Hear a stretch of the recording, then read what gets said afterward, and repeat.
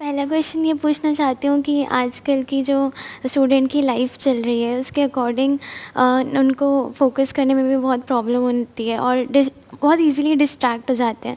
सो उनकी ऐसी कैसी रूटीन होनी चाहिए जिससे कि वो उनका माइंड की ग्रोथ हो एंड लाइक ऐसी डेली रूटीन बताइए जो एक चीज़ तो मस्ट हो कि हाँ उनको ये करना है जिससे उनके माइंड का डेवलपमेंट एंड ग्रोथ हो। इससे पहले कि मैं कुछ बोलूँ, मैं आपसे जानना चाहूँगा आप क्या करते हैं डेली बेसिस पे? Do you follow a routine और डू यू डू समथिंग?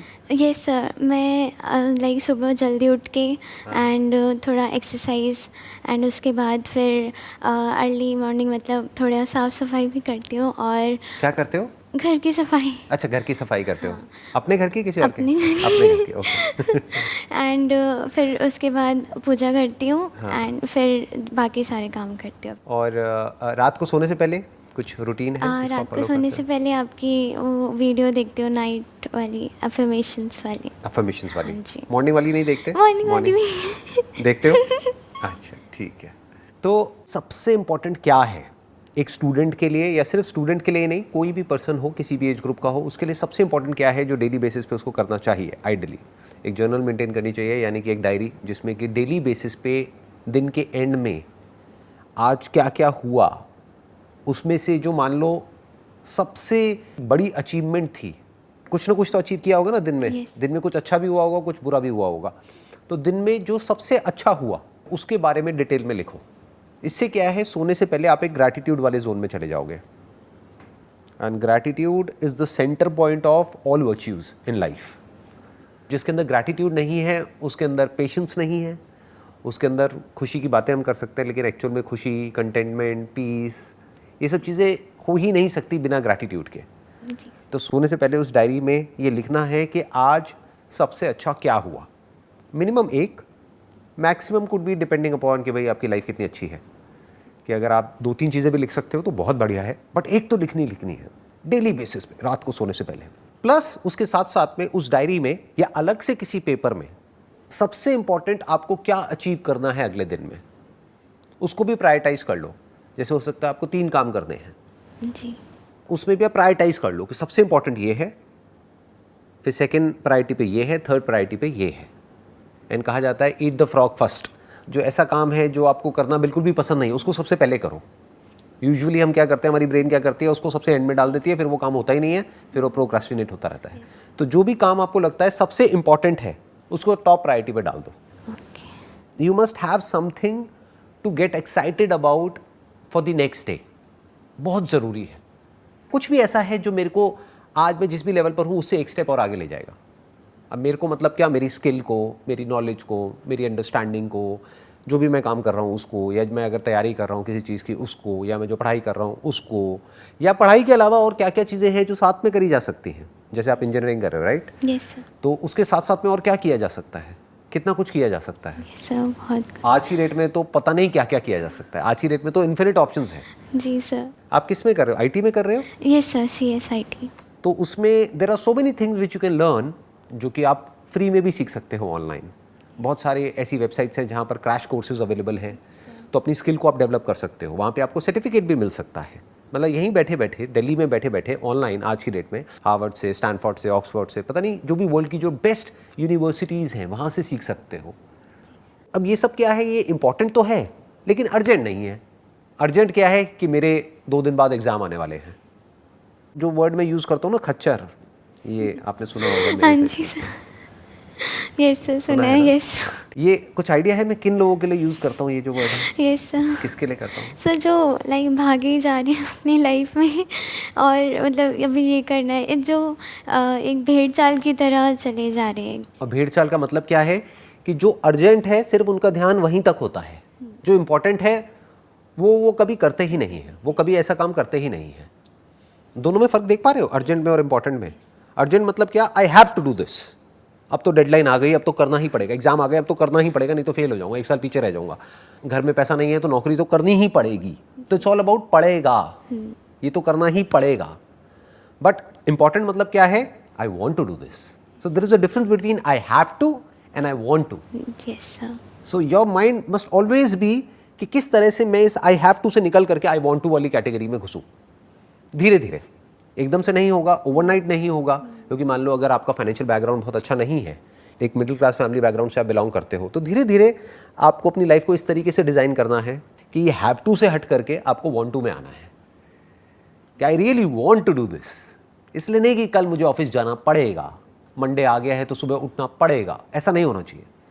इसका साइन क्या है कि आप सही ट्रैक पे जा रहे हो जब आप संडे के दिन भी एक्साइटेड हो जो भी कुछ मंडे को होने वाला है उसके लिए। आप एक्चुअल में अंदर से ये फील करते हो कि मंडे मेरी वीक का बेस्ट डे है, तो आप कह सकते हो कि yes you have done something interesting in life. अब इन खच्चरों की रेस से आप बाहर आ गए हो, नहीं तो ये तो रेस चलती ही रहती है मरते दम तक। यहाँ से कभी बंदा बाहर निकल ही नहीं पाता है। उसकी वजह क्या है, उसकी जड़ क्या है? वो कभी भी वो काम करते ही नहीं है जो करना चाहिए, जो करना इंपॉर्टेंट है। वो सिर्फ वही काम करते रहते हैं पूरी लाइफ जो उनको करना पड़ेगा। तो वो करो जो इंपॉर्टेंट है, दैट इज रियल ग्रोथ। इसीलिए मैंने क्या कहा, वो जो जर्नल है या वो जो डायरी है या जो भी पेपर पे आप लिख रहे हो, उसमें टॉप पे वो लिखो जो सबसे इंपॉर्टेंट है। May not be urgent but सबसे इंपॉर्टेंट है। तो डेली बेसिस पे something that you are grateful for, उससे क्या है, नींद अच्छी आएगी। नींद अच्छी आएगी तो सुबह अगले दिन आप एनर्जी के साथ उठोगे, और सुबह उठते ही you must have either your own affirmations या फिर जो मेरी एक अफर्मेशन वाली वीडियो है या ऐसी और अफर्मेशन वीडियोस हैं, उनको आप सुन सकते हो, जो भी आपको अच्छी लग रही है उनको। हो सकता है मेरी वीडियो इतनी अच्छी ना लगे, तो जो अच्छी लगे उसको सुन लो। नहीं सर, अच्छी है। अच्छी है बहुत। चलो शुक्र है, किसी को तो पसंद आई। Yes sir. आजकल स्टूडेंट्स मोस्टली ऐसे हैं जो नाइट आउल कह सकते हैं हम उनको, जो रात को लाइक अपना काम करते हैं एंड फिर अर्ली मॉर्निंग वो सो जाते हैं। तो सर क्या आपके अकॉर्डिंग ये रूटीन ठीक है? क्योंकि फिर उनके दिन की शुरुआत तो फिर आफ्टरनून में ही होती है। इसका कोई हार्ड एंड फास्ट रूल नहीं है। जैसे जानवरों में भी दो तरह के होते हैं ना, जी। कुछ हैं जो रात को जागते हैं दिन में सोते हैं, कुछ है जो दिन में जागते हैं रात को सोते हैं। ऐसे ही इंसानों में भी बेसिकली हर एक का बॉडी कंपोजिशन अलग अलग होता है। तो कुछ लोग हैं जो रात को ज़्यादा अच्छे से अपना काम कर सकते हैं। मान लो पढ़ाई करने का काम है तो उनका ध्यान पढ़ाई में ज़्यादा अच्छे से लग जाता है, ज़्यादा आसानी से लग जाता है रात के वक्त। या फिर कोई है जो क्रिएटिव फील्ड से है तो उसको रात को आइडियाज़ आने लग जाते हैं। जैसे मुझे पता नहीं क्या है कि मुझे सुबह 6 बजे का टाइम है मेरा, एक 5-6 बजे का, रोज़ नहीं लेकिन कभी कभी हफ्ते में 1-2 बार ऐसा होता है कि अपने आप ही 5-6 बजे नींद खुल जाती है और कुछ आइडियाज़ आ जाते हैं। तो मेरे लिए जो बेस्ट टाइम है that is around 5 AM to 6 AM। तो हर एक के लिए वो अलग अलग होता है। लेकिन ये मैं बात कर रहा हूँ आज की डेट में। आज से कुछ साल पीछे चला जाऊँ, मे बी 15 साल पीछे, तो मेरे लिए जो बेस्ट टाइम होता था आइडियाज़ जनरेट करने का, that was at night, maybe at 1 AM 2 AM। तो ऐसा कुछ नहीं है कि जैसे लोग बोलते हैं ना कि भाई ऐसा ही होना चाहिए, वो बकवास है। क्योंकि हर एक की बॉडी अलग अलग है और वो भी टाइम के साथ साथ चेंज होती है, एज के साथ साथ चेंज होती है। तो आज की डेट में आपको समझना पड़ेगा कि आपकी जो बॉडी है वो किस टाइम पे एक ऑप्टिमम लेवल पे होती है वो काम करने के लिए जो आप करना चाहते हो। तो किसी को ब्लाइंडली फॉलो नहीं करना है कि कोई है जो आकर के बोलता है कि भाई सुबह 4 बजे उठ जाओ, तो ये नहीं है कि 4 बजे उठ जाओ। हो सकता है उठने के बाद में आपको नींद आ रही है, आलसी हुए पड़े हो और इधर उधर गिर रहे हो, पढ़ रहे हो, व्हाटएवर, क्या फ़ायदा उसका? उठ के करोगे क्या? That must be the question. Yes sir. You need to understand your body and work accordingly. अपने पूरे दिन को उस तरीके से प्लान कर लो। सर नेक्स्ट क्वेश्चन ये है कि लाइक हम आजकल बहुत ज़्यादा जंक फूड का इंटेक करने लगते हैं एंड हमें पता होता है कि हम रिफ़ाइंड फूड खा रहे हैं और सब कुछ कर रहे हैं। इवन फैमिली में भी रिफ़ाइंड शुगर का यूज़ किया जाता है लाइक चाय वगैरह में। सो सर इस चीज़ को और अगर खा लो ना तो फिर उसके बाद रिग्रेट होने लगता है कि हाँ आज ये खा लिया। तो सर क्या वो फीलिंग ठीक है या नहीं? रिग्रेट तो होना ही चाहिए, क्योंकि अगर आपको पता है कि रिफाइंड शुगर नहीं खानी चाहिए, क्योंकि उसको बोलते हैं सिंपल कार्ब्स, वो एकदम से हमारी इंसुलिन को स्पाइक करती है और फिर एकदम से गिरा देती है। तो एनर्जी एकदम से बढ़ती है, एकदम से गिर जाती है। फिर जब गिर जाती है फिर वापस से हमको शुगर चाहिए। तो एक लूप बन जाता है। That is not good for your body, that is not good for your mind. तो अगर आपको ये बात पता है फिर भी आप गलत काम कर रहे हो और आपके अंदर रिग्रेट आ रहा है, तो रिग्रेट अच्छा है ना। बिल्कुल ऐसा है, कोई फॉर एग्जांपल ड्रग्स ले रहा है और उसके अंदर रिग्रेट आ रहा है, यार मैंने ड्रग्स क्यों ली, तो वो रिग्रेट आना चाहिए। जिसके अंदर नहीं आएगा वो तो रोज़ शुरू हो जाएगा। ऐसा होता है कि मतलब जैसे अभी मैं बहुत कम इंटेक करती हूँ, जैसे कभी कहीं बाहर जाना हो तब, बट जब कभी कभी भी करो ना तब भी फिर वो रिग्रेट आने लगता है, बाहर की आज खा लिया हो। मैं आपको आइडिया देता हूँ। फॉर एग्जांपल आपकी वीकनेस है शुगर, तो अब आप क्या करोगे, इसको जोड़ दो किसी ऐसे काम के साथ जो आपको करना पसंद नहीं है लेकिन इंपॉर्टेंट है। ओके। फॉर एग्जाम्पल आपको एक्सरसाइज करना पसंद नहीं है, तो इसको जोड़ दो एक्सरसाइज के साथ कि अगर मुझे शुगर खानी है इतनी कैलोरीज, तो उसकी एक बेसिक सी कैलकुलेशन होती है कि मान लो अगर आपने 15 ग्राम शुगर खाई तो इंटू 4 कर दो, 60 कैलोरीज हो गई। तो अगर 60 कैलोरीज मुझे शुगर खानी है तो मैं पहले 120 कैलोरीज बर्न करूंगी, फिर 60 कैलोरीज खाऊंगी, तो कोई दिक्कत नहीं है, वहां पे रिग्रेट नहीं होना चाहिए। आपने क्या किया, इसको जोड़ दिया किसी ऐसे काम के साथ में, इस रिवॉर्ड को जोड़ दिया किसी ऐसे काम के साथ में जो करना चाहिए लेकिन आप करते नहीं हो। तो इस तरह से अपनी लाइफ को मैनेज कर सकते हो। सर एक और पूछ लूँ? अभी भी रह गया है? कौन सा क्वेश्चन है बताइए। सर ऐसा होता है कि लाइक जैसे जैसे हम टाइम के साथ साथ बड़े होते जाते हैं तो बिहेवियर चेंजेस बहुत सारे आते हैं, तो अगर हमें फिर खुद भी डर लगने लग जाता है कि अगर हमें लाइक जैसे मैं अपना ही एग्जांपल लूँ तो मुझे गुस्सा नहीं आता था पहले, बट अब धीरे धीरे थोड़ा सा आने लगा। सो मुझे डर लगता है कि मैं किसी को हर्ट ना कर दूँ इसकी वजह से। सो उस चीज़ का इमोशनल बैलेंस कैसे रखें? आपकी आवाज़ से तो नहीं लग रहा कि आपको गुस्सा आता है। मतलब ऐसे नहीं आता। जब आप गुस्सा करते हो तो सामने वाले हंसते हैं या सीरियसली उनको बुरा लगता है? गुस्से में मुझे रोना आ जाता है। अच्छा, तो आपका गुस्सा थोड़ा अलग टाइप का है। आई एम सॉरी, मुझे हंसी आ रही है। आप गुस्सा करोगे कैसे, पहले मेरे को करके दिखाओ एक बार, आप कैसे करोगे गुस्सा? सर अभी नहीं आएगा। जैसे मान लो किसी ने आपसे कुछ उल्टा बोल दिया, आप यहाँ से जा रहे हो, अपने घर जा रहे हो और किसी ने कुछ बोल दिया आपको, आप कैसे गुस्सा करोगे? सर अगर मैं उसको नहीं जानती तो मैं इग्नोर कर दूंगी। आप इग्नोर कर दोगे? बट हाँ, अगर अब्यूसिव हो रहा है कोई तो मैं बोलूँगी कि, कैसे बोलोगे? उनको बोलूँगी कि प्लीज़ आप ऐसे मत बोलिए। ये आप गुस्सा कर रहे हो? सर और अगर जैसे अभी मेरी लाइक प्लीज़ आप ऐसे मत बोलिए, ऐसे मत बोलिए, उसके बाद भी अगर वो बोलता है या बोलती है व्हाटएवर, तो सर थोड़ा अगर चिल्लाना हुआ तो चिल्ला दूँगी। कैसे कैसे सर मैं बोल दूँगी कि मैं आपसे आराम से बात करी तो आप भी आराम से बात कीजिए। अब थोड़ा थोड़ा गुस्सा मुझे नज़र आ रहा है। अब थोड़ा नज़र आया, ठीक है, तो है इसका मतलब आपके अंदर गुस्सा है। कुछ भी बुरा नहीं होता है लाइफ में, ये समझना ज़रूरी है। जैसे लोग होते हैं ना, वो बोलते हैं मेरे को पॉजिटिव थॉट्स आने चाहिए, नेगेटिव नहीं आने चाहिए। ये बेवकूफ़ी की निशानी है। पॉजिटिव और नेगेटिव क्या होता है, ये तो हम ही ठप्पा लगा रहे हैं ना, हम लेबल लगा रहे हैं, ये पॉजिटिव है ये नेगेटिव है। आपके ऊपर है आप उसको क्या मीनिंग दे रहे हैं। क्या है आपका पास्ट, कुछ एक्सपीरियंसेस हैं जो आपके साथ में हुए हैं, वो एक्सपीरियंसेस अपने आप में ना अच्छे होते हैं ना बुरे होते हैं, उसको आप मीनिंग दे देते हैं अपने माइंड में। उस मीनिंग के बेस पे आपकी आइडेंटिटी बनती है, उस आइडेंटिटी के अकॉर्डिंग थॉट्स और फीलिंग्स और इमोशंस जनरेट होते हैं।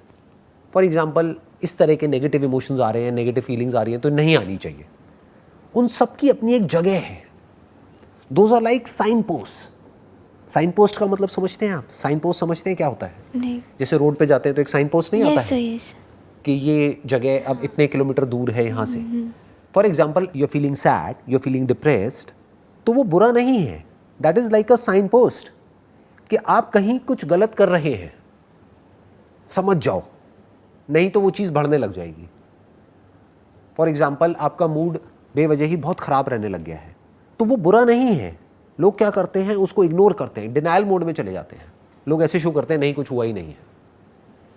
देखना, ध्यान से समझना, दोनों में फ़र्क समझना। एक है डिनायल मोड कि आप उसको पुश करने की कोशिश कर रहे हैं, आप उसको ऐसे शो कर रहे हैं अपने आप को औरों के सामने कि नहीं मेरी लाइफ में तो कोई प्रॉब्लम है ही नहीं, बाहर से हंस रहे हैं लेकिन अंदर से परेशान है। ये हो गया डिनायल मोड कि आपकी लाइफ में कोई प्रॉब्लम है, बट उस प्रॉब्लम को सॉल्व करने की बजाय, उस प्रॉब्लम को फेस करने की बजाय आप एक डिनायल मोड में हो।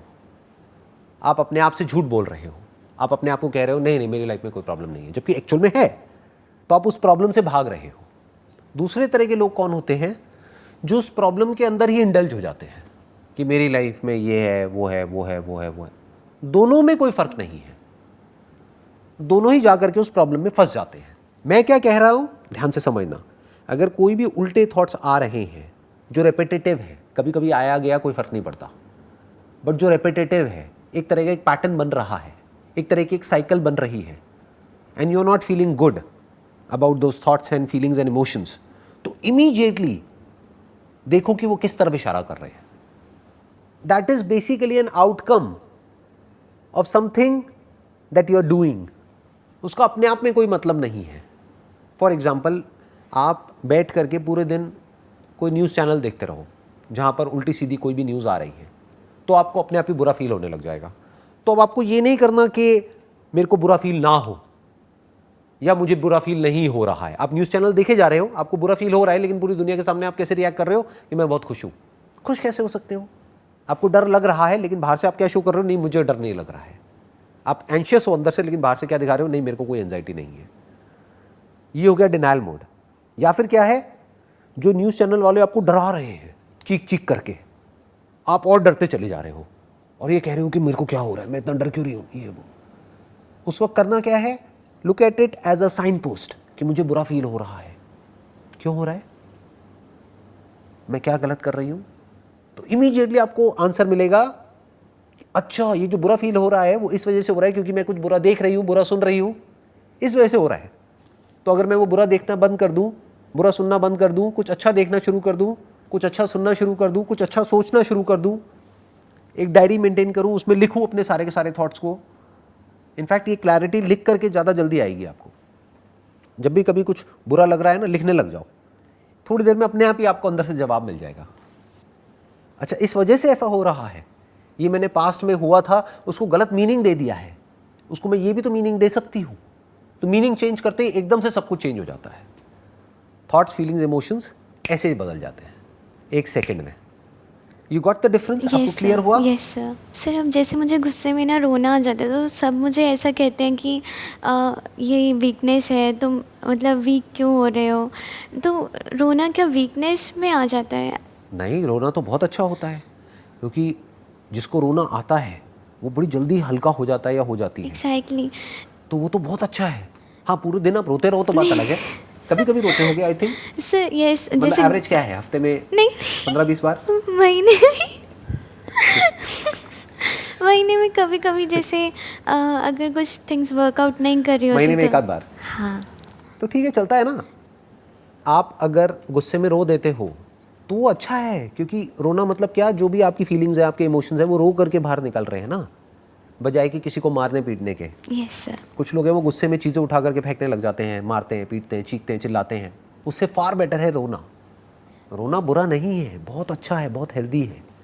देयर इज़ अ रीज़न जिसकी वजह से बच्चे बहुत रोते हैं. तो ये नेचर की इंटेलिजेंस है जो हम सबके अंदर फीडेड है, ताकि हम किसी भी चीज़ को होल्ड करके ना रखें. कोई इमोशन है, फीलिंग है, वो आया फटाफट से निकल गया. ये तो बहुत अच्छी क्वालिटी है. इसके ऊपर तो मैं किसी अलग दिन एक पूरा का पूरा सेशन आपके साथ में करूँगा, एक पॉडकास्ट करूँगा, ये समझने के लिए कि इसके पीछे की साइंस क्या है, कि जब भी गुस्सा आए रोने कैसे लग जाओ. तो ये तो बहुत बड़ी साइंस है. मतलब अगर ऐसा आ जाए तो सोचो कितना मज़ा आए. हर घर में पति पत्नी की लड़ाई हो रही है, एकदम से पति रोने लग गया है, पत्नी को वैसी तरस आ जाएगा उस पर. अरे अरे बेचारा, लड़ाई एक सेकंड में सॉल्व, खत्म. आई होप आपको जितने भी आपके क्वेश्चंस थे उन सबके आंसर्स मिल गए हैं. यस सर, मिल गए. Wish you all the very best. Thank you. And I must say आपकी स्माइल बहुत अच्छी है. हंसते रहो, कभी कभी रोते रहो, बट हंसते रहो. Thank you sir. Wish you all the best. Thank you.